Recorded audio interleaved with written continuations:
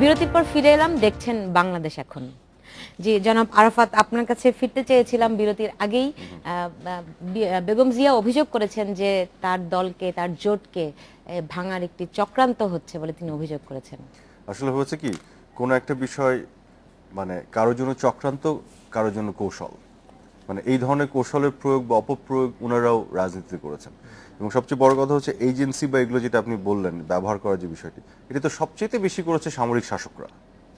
এরশাদ সাহেব করেছেন, তার আগে জিয়া রহমান সাহেব এই বিএনপির প্রতিষ্ঠাতা, উনি যখন ক্ষমতায় গ্রহণ করলেন সামরিক শাসনের মধ্য দিয়ে পরবর্তীতে, তখন তো এই যে দল গঠন, ওনারা তো কেউ দল গঠন করে মানুষের কাছে এজেন্ডা তার নিয়ে যেয়ে তারপর মানুষকে কনভিন্স করে ভোটের মাধ্যমে আসেন না। ওনারা ক্ষমতায় আসার পরে দলটা গঠন করেন, এবং দল গঠন করতে যে তাদেরকে কিন্তু বিভিন্ন আপনার ওই এক্সিস্টিং পলিটিক্যাল পার্টি থেকে নেতাদের ভাগায় নিয়ে আসতে হয়, যে ঘটনাগুলি ইন্ডিকেশনস মানে ইন্ডিকেট করছেন বেগম খালেদা জিয়া। তো এই কাজগুলি তো অনেক বেশি হয়েছে ওই সময় তাদের দলের মধ্যে। তো এখন যেটা হচ্ছে যে এই কৌশলের যে জায়গাটা, যার হাতে যে অস্ত্র আছে এবং যে ভাবে প্রয়োগ করা যায়, এবং একেবারে নীতি নৈতিকতা বহির্ভূত না, কাউকে তো আর ফোর্স করে, এরা তো বলছে না যে তাদেরকে থ্রেট করে ফোর্স করে আনা হয়েছে। আপনিও যেমন জোট বড় করার একটা প্রচেষ্টা নিচ্ছেন, সরকারি দলও জোট বড় করার প্রচেষ্টা নিচ্ছে। আপনিও যেমন তাদের থেকে লোক নিয়ে এসে আপনার দল ভারী করার চেষ্টা করছেন। এটা তো একটা বেসিক একটা পলিটিক্সের কম্পিটিশন। এই কম্পিটিশনে কখনো আপনারা জিতবেন, কখনো অন্যরা জিতবে, এটাই তো হয়। তো এটার মধ্যে আমি কোনো মেজর কোনো ইয়ে দেখি না। তবে হ্যাঁ, যে এজেন্সির ব্যবহারের যে বিষয়গুলো যেটা উঠে এসেছে, এটা আসলে আমি জানি না, মানে বিশেষ করে সামরিক শাসক যারা ছিলেন এবং তাদের দ্বারা গঠিত যে দল এবং তাদের যারা প্রতিনিধি আজকে, তাদের মুখে কথাগুলি মানায় কিনা, মানে এটা আমার আমার মানে এটা আমার একটা প্রশ্ন। সন্দেহ হচ্ছে। জনাব ফেরদৌস, এই বিএনপির কৌশলের ঘাটতিটা কোথায়? তাদের মানে এই যে কৌশল থাকবে রাজনীতিতে, পাল্টা কৌশল থাকবে, সেগুলি বিএনপি রাজনীতিতে কি আছে আদৌ? না, নিশ্চয়ই আছে, থাকবে না কেন? তারা বহুদিন রুল করেছে না, বাংলাদেশ শাসন করেছে না, তারা নির্বাচনে জিতেছে, তারা গভর্নমেন্ট চালিয়েছে। এখন প্রশ্ন হলো যে বলা হয় তারা আওয়ামী লীগের চেয়ে বেশি দিন শাসন করেছে।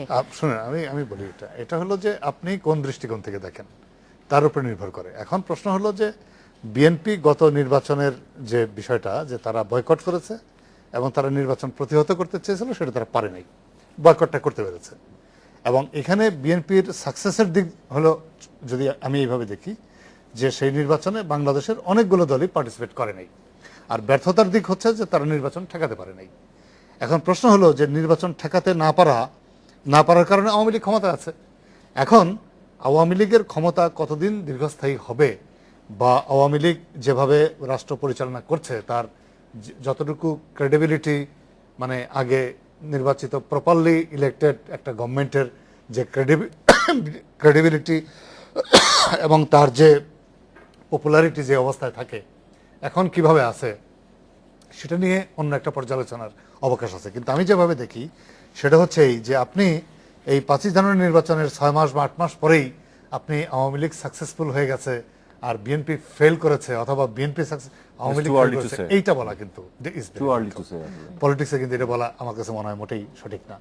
এখন প্রশ্ন হলো যে আপনি কোন দৃষ্টিকোণ থেকে দেখছেন। একটা হলো আওয়ামী লীগ ইলেকশন করে তারা গভর্নমেন্ট রান করছে, এটা যদি আওয়ামী লীগ মনে করে এটা আমাদের সাকসেস, তাহলে সাকসেস। কিন্তু আবার যদি আওয়ামী লীগের আপনি লেজিটিমেসির কোশ্চেন, তারপর ক্রেডিবিলিটির কোশ্চেন, এগুলো যদি নিয়ে আসেন এই গভর্নমেন্টের, তাহলে এই যে ইস্যুগুলো তৈরি হচ্ছে একটার পর একটা, এবং এটা হয়তো একসময় দেখা যাবে যে এটা আওয়ামী লীগের জন্য বড় ধরনের একটা বিপর্যয়কর পরিস্থিতিও তৈরি করতে পারে, যেহেতু তারা প্রপারলি ইলেক্টেড গভর্নমেন্ট না। এখন প্রপারলি ইলেক্টেড গভর্নমেন্ট যদি আওয়ামী লীগ হতো, তাহলে তার যে মোরাল স্ট্রেংথ থাকতো বা স্ট্যান্ড থাকতো, সেটা কিন্তু এই গভর্নমেন্টে থাকতে পারছে না। এবং কোনো ছোট ছোট ইস্যুও হয়তো বড় বড় ঘটনার জন্ম দিয়ে ফেলতে পারে ভবিষ্যতে। কাজে এটা চূড়ান্ত বিশ্লেষণে বলা ইজ ভেরি ডিফিকাল্ট। তবে আমি যেটা মনে করি যে বিএনপির মধ্যে সাংগঠনিক এবং নেতৃত্বের অনেক দুর্বলতার দিক আছে। যেমন তারা সংগঠন গোছাতে পারে না, দলের মধ্যে নানা উপদলীয় কোন্দল, তারপরে নেতৃত্বের কমান্ড নাই, এরকম নানা সমস্যা বিএনপির মধ্যে আছে। যদিও তাদের একটা বিরাট সাপোর্ট বেস দেশব্যাপী রয়ে গেছে, কিন্তু দলকে অর্গানাইজ করে তাকে আন্দোলনমুখী করার ক্ষেত্রে আমার কাছে মনে হয় যে বিএনপি যেভাবে বলেছে বা ভেবেছে সেটা তারা করতে পারে। সরকার কি এই বিষয়ে একটু বেশি রক্ষণশীল, মানে এই বিএনপির বিষয়ে, যে তারা যেন কোনোভাবে, আপনি যেটা বলছিলেন যে কৌশলগুলি তারা নিয়েছে, সেই কৌশলগুলি প্রয়োগের ক্ষেত্রে কি অনেক বেশি মানে সেলফ ডিফেন্সিভ কিনা?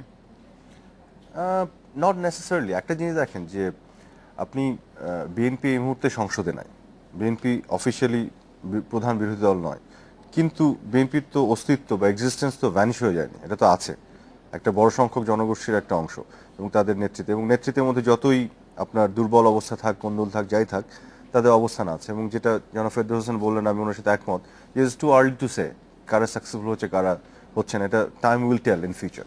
রাজনীতিতে শেষ কথা বলে কিছু নেই। এটা অন্য অন্য আরেকটা বিষয়। হ্যাঁ, মানে আমি বলছি যে এই মুহূর্তে এত কুইকলি বলা যাবে না, তবে এটাও সত্যি কথা যে যে কারণে আপনার এই দলগুলোর মধ্যে কনস্ট্যান্টলি এই কম্পিটিশনটা থাকবে, বাট অ্যাজ লং অ্যাজ এই কম্পিটিশনটা আপনি ডিউ প্রসেসে একটা এথিক্যাল অ্যান্ড অনারেবল জায়গা থেকে করেন। যখনই আপনি এটার মধ্যে কনস্পিরেসি, চক্রান্ত, সত্যিকার অর্থে চক্রান্ত যেটা, বা কোনো একটা দলকে আমি মুভমেন্ট করে, আন্দোলন করে, জনগণকে কনভিন্স করে জনগণকে সাথে নিয়ে পারছি না, তাহলে আমি আর একটা 15 আগস্ট ঘটাবো, বা আমি কু করার মাধ্যমে করব, দেশি মানে ষড়যন্ত্রের মাধ্যমে, এই জিনিসগুলো অ্যাজ লং অ্যাজ এগুলো না আছে, ইটস অল মানে অল গুড। আচ্ছা, নির্বাচন নিয়ে যেটি হয়েছে, ওখানে আমি একটু বিনয়ের সাথে একটা ছোট্ট দ্বিমত প্রকাশ করতে চাই জনাব ফেরদৌস হোসেন সাহেবের সাথে। সেটি হচ্ছে যে প্রপারলি আওয়ামী লীগ নির্বাচিত হয়নি এটা আমি মনে করি না। আমি মনে করি তারা প্রপারলি নির্বাচিত হয়েছে, কারণ ইলেকশন একটা হচ্ছে এবং নির্বাচন হচ্ছে।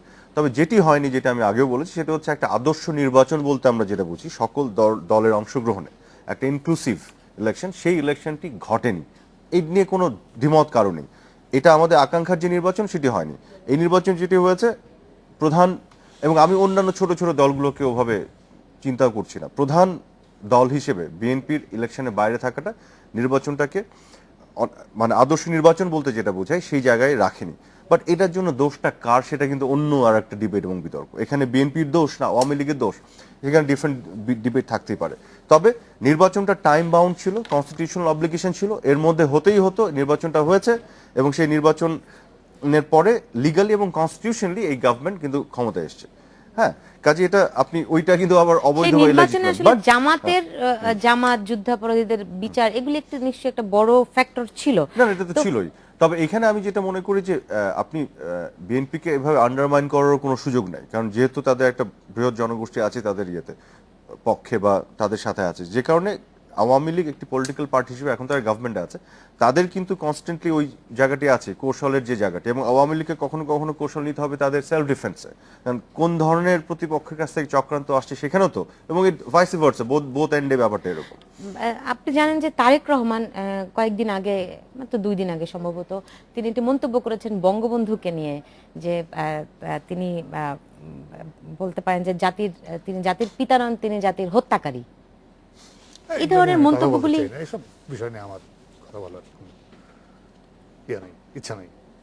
মানে দলের একজন শীর্ষ, না না, এটা দুই দিক থেকেই হয় আর কি, যে এই যে জিয়াউর রহমান রাজাকার, তারপরে শেখ মুজিবুর রহমান এই উমকে তেই, এইসব নিয়ে আমি কথা বলতে রাজি না, এটা আমার রুচির সাথেই আসে না। আজকে মোহাম্মদ হানিফ, আওয়ামী লীগ নেতা হানিফ বলেছেন যে তার এই বক্তব্য রাষ্ট্রদ্রোহিতার শামিল এবং তার বিচার করা হবে তারেক রহমানের। আচ্ছা, সেটা আমি আসলে বলতে পারবো না, জানি না। তবে যেটা হচ্ছে কি, তারেক রহমান সাহেব ভেরি রিসেন্টলি যেসব মন্তব্যগুলি করছেন, আমি জানি না কার পরামর্শে, কার বুদ্ধিতে করছেন, কিন্তু এই মন্তব্যগুলি করে আমি নিশ্চিতভাবে এতটুকু বলতে পারি যে বিএনপির বা ওনার রাজনীতির কোনো সুবিধা কিন্তু হচ্ছে না, বরং ক্ষতি হচ্ছে। কারণ হচ্ছে কি, দেখেন, আমি আমার জেনারেশনের কথা বলি, আমরা যারা ধরেন পোস্ট 71 বড় হওয়া, মুক্তিযুদ্ধ আমরা যারা দেখিনি, মানে আমরা not like adult enough to watch মুক্তিযুদ্ধ, আমাদের একটা অভিজ্ঞতা হয়েছে যে আমরা যখন বড় হয়েছি আমরা দেখেছি যে মেজরিটি মানুষ একটা বিভ্রান্তির মধ্যে ছিল।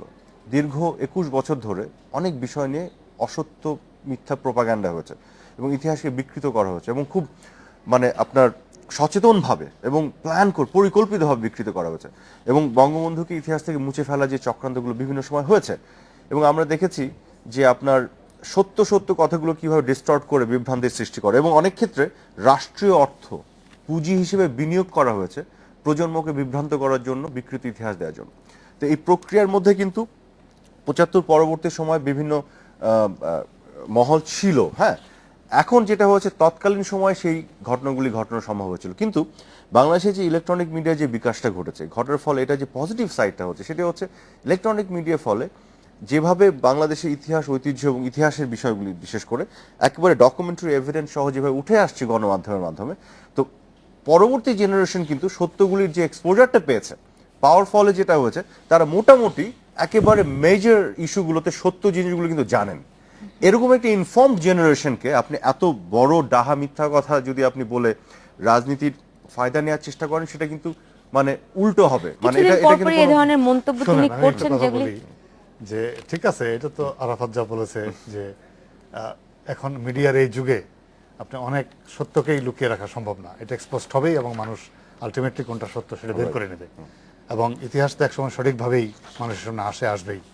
কিন্তু একটা ব্যাপার হয় কি জানেন, যে এই মুক্তিযুদ্ধ নিয়ে তো নানা ধরনের ঘটনা ঘটেছে। যেমন আপনি লক্ষ্য করবেন যে এই যে মুক্তিযুদ্ধের সার্টিফিকেট নিয়ে যে বিষয়গুলো হচ্ছে, তার মানে কি? তার মানে হলো যে মুক্তিযুদ্ধকে ব্যবহার করবার, যেমন আমরা বলি না যে ধর্মকে ব্যবহার করার একটা মানে রাজনীতি এখানে হয়, যে অনেক ইনোসেন্ট লোক আছে যারা ধর্মের প্রতি একটু দুর্বল, ফলে এই সেন্সিটিভিটিকে কাজে লাগিয়ে অনেক সময় কিন্তু পলিটিক্যাল গেইন নেবার চেষ্টা হয়েছে, এটা আমরা জানি। আবার একই সাথে কিন্তু এটাও সত্য যে মুক্তিযুদ্ধের ব্যাপারেও কিন্তু মানুষের একটা এরকম সেন্সেশন আছে, তারা মনে করেন আমরা লড়াই করে দেশ স্বাধীন করেছি, আমাদের মুক্তিযুদ্ধ গৌরবের বিষয়, এবং এটাকেও কিন্তু নানাভাবে মানে সেল করা হচ্ছে, যে যখন আপনার দরকার তখন আপনি মুক্তিযুদ্ধকে ব্যবহার করেন, যখন আপনি মনে করেন যে এটা ব্যবহার না করে অন্য কিছু করলে সুবিধা, তখন আপনি ওইদিকে চলে যান। আবার আপনি দেখেন যে এই মুক্তিযুদ্ধের মতো একটা মহান ঘটনার মানে যেভাবে জালিয়াতি সার্টিফিকেট নিয়ে হয়ে তার ভাবমূর্তিকে এই তরুণ প্রজন্মের কাছে কিন্তু অনেকটাই প্রশ্নবিদ্ধ করে ফেলেছে, এটা হলো আরেকটা দিক। আরেকটা ব্যাপার আমি বলতে চাই যে এই মুক্তিযুদ্ধের তো দুইটা বিষয় ছিল, একটা ছিল রাজনৈতিক বিষয়, যেমন রাজনৈতিকভাবে এটাকে নেতৃত্ব দেওয়া বা রাজনৈতিক সিদ্ধান্তের জায়গা থেকে একে এগিয়ে নেওয়া, আরেকটা ছিল মুক্তিযুদ্ধের সশস্ত্র পর্যায়ে যারা ফিল্ড লেভেলে মুক্তিযুদ্ধকে অর্গানাইজ করেছে এবং আমরা ফ্রন্ট ফাইট দিয়ে জনাব পাক ফেরদৌস, বাহিনীকে আমরা পরাজিত করে। আমি প্লিজ এক মিনিট বলি। এবং সেখানে আপনি জানেন যে ওই সময় যারা সেক্টর কমান্ডার হিসেবে দায়িত্ব পালন করেছিলেন, দেখা গেছে যে এই আওয়ামী লীগ নেতৃত্ব একজন একজন করে সেক্টর কমান্ডারকে ধরে ধরে রাজাকার বানিয়ে দিয়েছে। আপনি এবং ঠিক এই এই যে জায়গায় একটু কাজগুলো pause দিয়ে হয়েছে, রাখেন, আমরা এর ঠিক ফলে যেটা হচ্ছে এই জায়গাতেই যে এক ফিরবো। সময় মনে হচ্ছে আমাকে যে একটা বিরতি মুক্তিযুদ্ধের ওই নিতেই লড়াইয়ের হচ্ছে। পর্যায়টাই দর্শক বোধহয় নিচ্ছি ছোট্ট একটা বিরতি, আমাদের সঙ্গেই থাকুন।